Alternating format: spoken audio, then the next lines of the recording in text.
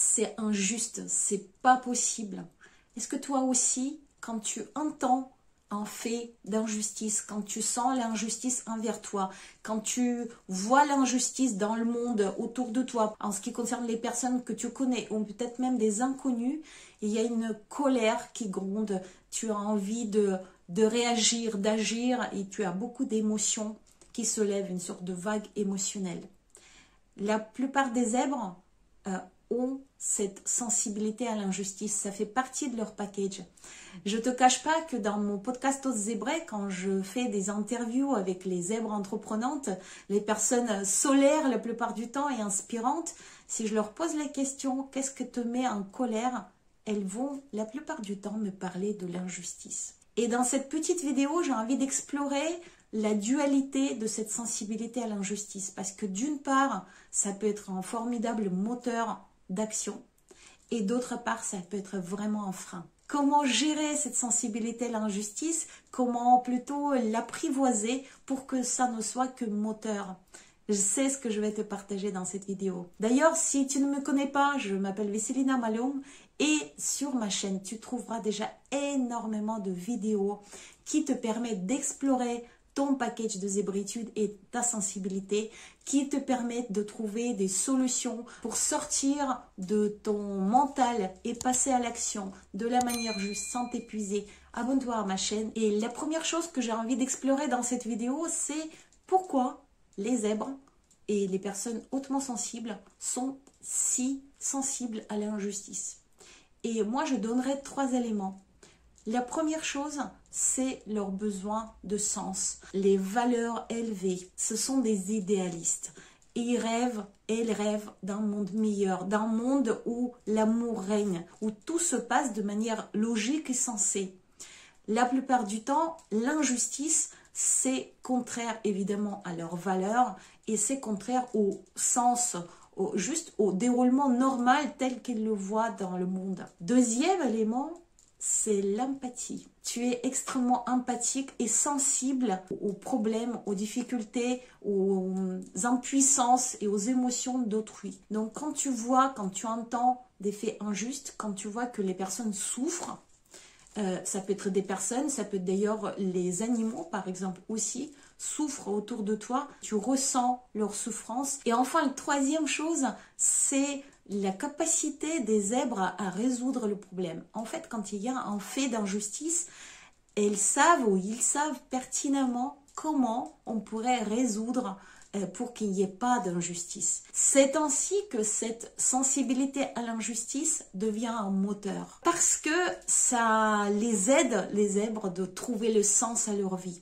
Ça permet de trouver une mission. En fait, la plupart du temps, quand j'accompagne les zèbres, une des questions que je leur pose pour trouver le pourquoi par exemple de leur activité entrepreneuriale, c'est qu'est-ce que tu voudrais changer dans le monde? Qu'est-ce qui te touche profondément jusqu'à être en colère? Qu'est-ce que tu trouves injuste? Et dans ces éléments-là, très souvent, on trouve la mission, on trouve le sens, on trouve le moteur, la motivation. Quand les zèbres se lèvent contre l'injustice, ils sont passionnés, ils sont engagés.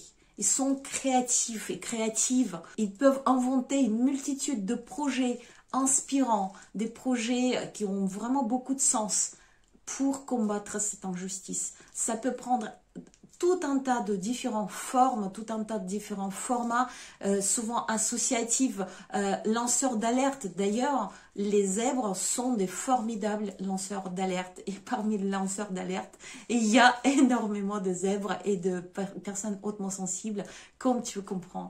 D'ailleurs, dans la plupart des associations qui sont extrêmement engagées contre l'injustice, il y a énormément de zèbres et personnes hautement sensibles. Cette sensibilité à l'injustice permet aussi aux zèbres de développer une résilience et une capacité à dépasser les obstacles. La résilience est une caractéristique que les zèbres et les personnes hautement sensibles peuvent utiliser dans leurs projets personnels. Pas forcément des projets engagés contre l'injustice, mais dans d'autres projets. C'est une caractéristique, c'est une compétence qu'ils développent grâce à cette intolérance à l'injustice. Et enfin, troisième chose qui est important à nommer quand on parle de cette sensibilité à l'injustice comme moteur, les zèbres sont inspirants. Les zèbres sont leaders.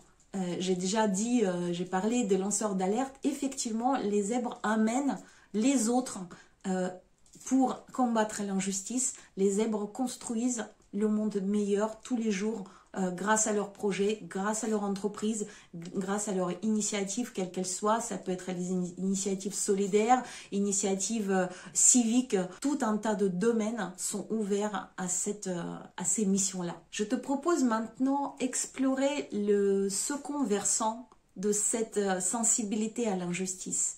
Et si je devais donner qu'un seul mot à ce second versant, j'aurais dit épuisement. Parce que effectivement, le fait d'être très sensible à l'injustice, et l'injustice étant partout, il suffit parfois d'ouvrir les yeux ou d'entendre.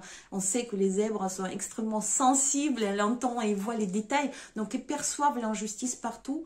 Et ça les épuise grandement. Épuisement émotionnel en premier, à chaque fois quand tu es en colère contre l'injustice, à chaque fois quand tu as envie de combattre l'injustice, évidemment que tu as cette vague émotionnelle qui se lève. Et plus il y en a quotidiennement, et plus tu t'épuises émotionnellement. Deuxième, ça peut être la surcharge mentale, épuisement mental.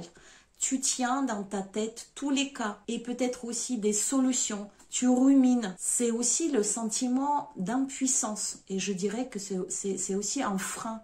Quand tu vois tellement de choses injustes, tellement d'injustice autour de toi, tu te rends compte très souvent que tu ne peux pas le combattre seul. Très souvent, tu ne peux rien y faire même parce que, par exemple, tu es loin, ou tu n'es pas de compétences, ou tu penses que tu n'as pas de compétences, ou tu te rends compte que la cause est trop grande pour toi. Ça te mine le moral profondément, ça te touche profondément. Et enfin, une autre conséquence à cette sensibilité à l'injustice, c'est des conflits. Si autour de toi, il y a des personnes qui ne sont pas aussi sensibles à l'injustice ou pas aux mêmes causes, ça peut créer des tensions avec ces personnes-là, parce que toi, tu te bats pour tes valeurs, parce que toi, tu es prête à te lancer, à t'engager dans ce combat contre l'injustice et tu ne comprends pas comment les autres peuvent tolérer l'injustice. Et maintenant, qu'est-ce qu'on peut faire pour apprivoiser, je ne dis pas supprimer parce que c'est un super moteur,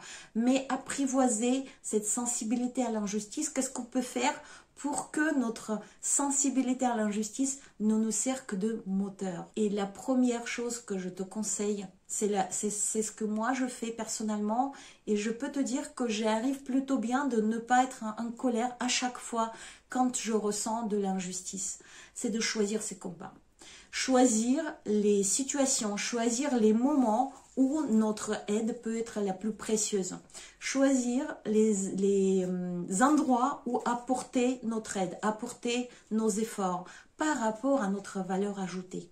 Tu as ta propre expérience, tu as vécu des choses et il y a peut-être des domaines où tu peux être plus utile que dans d'autres domaines. Personnellement, je suis extrêmement sensible à la cause animale, aux abandons, aux maltraitances, les espèces qui disparaissent de la surface de la terre à cause de l'agriculture, à cause de déforestation, money driving. C'est quelque chose qui soulève et j'ai beaucoup d'émotions à en parler. Une colère à l'intérieur de moi, une tristesse. C'est le domaine dans lequel je peux œuvrer. J'ai éduqué un chien avec qui très longtemps on faisait de la médiation animale. C'est un chien médiateur. On intervenait dans les écoles, nous en particulier, pour apprendre aux personnes, aux enfants, à interagir avec un chien, à créer des liens avec un chien, à aimer un chien, à faire en sorte pour qu'un chien soit un ami. tout ça pour que ça soit des adultes qui n'abandonnent pas leur chien. Et encore aujourd'hui, quand on se promène avec elle, elle a une veste où c'est écrit chien médiateur. Et quand les personnes me demandent qu'est-ce que c'est qu'un chien médiateur, je leur explique qu'est-ce qu'on peut faire avec un chien médiateur, pourquoi j'interviens dans ce domaine.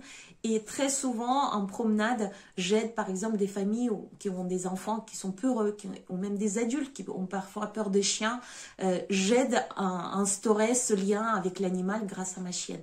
C'est un exemple très concret, très simple, mais c'est comme ça qu'on peut combattre aussi l'injustice. Les émotions montent quand je parle de ces sujets parce que c'est profondément ancré, ces valeurs-là, en moi. Il y a un deuxième élément, comment on peut apprivoiser cette sensibilité à l'injustice, c'est de prendre soin de soi. On ne peut pas aider les autres si on manque d'oxygène. C'est cette histoire de masque d'oxygène dans l'avion, d'abord pour soi, ensuite pour les autres. Prendre soin de soi pour pouvoir prendre soin de ces injustices, pour pouvoir les combattre, pour être prêt au combat, c'est très important. Et enfin, peut-être la troisième chose, très souvent quand on n'arrive pas à rendre ce monde plus juste, on s'en veut, on se dit qu'on n'est pas capable. Et quelque part, être en compassion envers soi par rapport à nos forces personnelles, c'est aussi très important.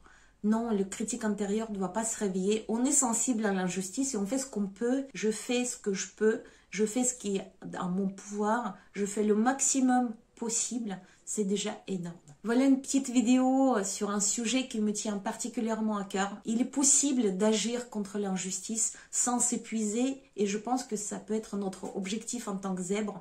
Ça ne veut pas dire renier nos valeurs, ça veut dire juste apporter notre valeur à cette juste place et à un bon dosage pour ne pas s'épuiser. Et toi, qu'est-ce que tu penses?